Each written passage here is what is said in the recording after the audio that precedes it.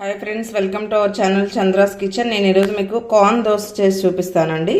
ఇప్పుడు ఇవి కార్న్ ఒలిసి పెట్టుకున్నాము. దీన్ని ఇప్పుడు మనం గ్రైండ్ చేసుకున్నాము.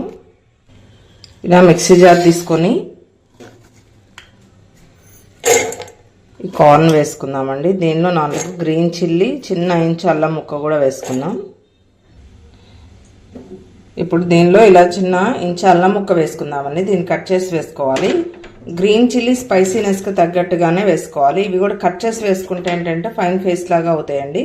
ఎక్కువ కట్ చేయకుండా వేస్తే ముక్కలు ముక్కలుగా ఉంటాయి కాబట్టి ఇలా కట్ చేసి వేసుకోవాలి.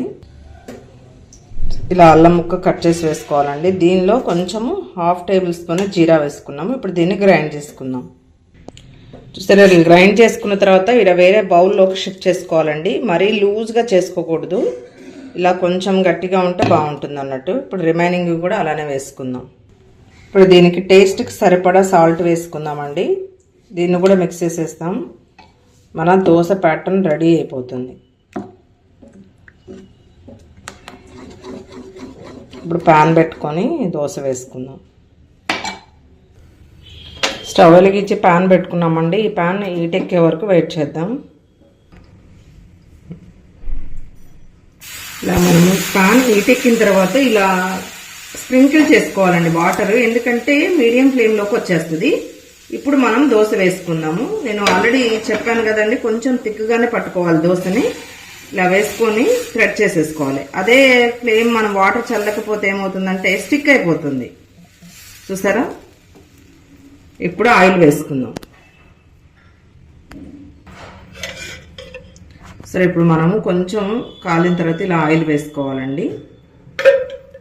ఇది మంచి గోల్డెన్ బ్రౌన్ కలర్ వచ్చే వరకు 2 సైడ్స్ కాల్చుకోవాలి దోశని.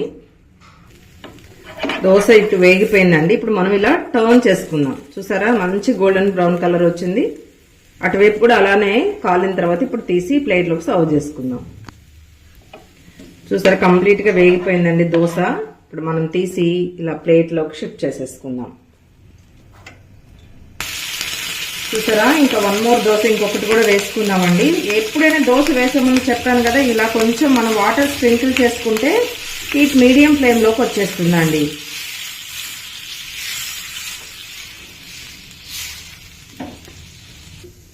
సో మన సెకండ్ దోశ కూడా వేగిపోయిందండి.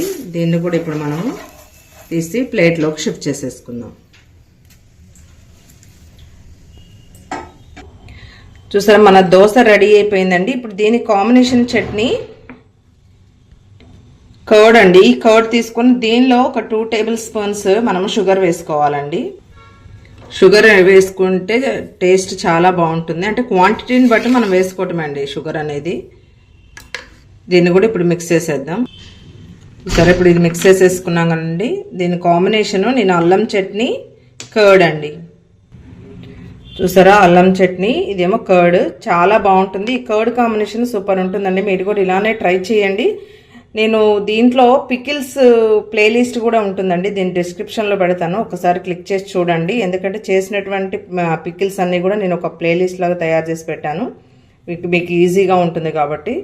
సో ఈ కార్న్ దోశ మాత్రం కంపల్సరీ ట్రై చేయండి. చాలా మంచిది హెల్త్కి కూడా. అంటే ఎవరైనా కూడా ఏ ఏజ్ గ్రూప్ వాళ్ళైనా తీసుకోవచ్చు. డయాబెటిక్ పేషెంట్స్ కూడా మంచిదండి. మంచి ప్రోటీన్ ఉంటుంది, న్యూట్రిషన్స్ కూడా ఉంటాయి. మీరు కూడా ట్రై చేయండి. Thank you friends. Thank you for watching my channel. Please like, share, subscribe.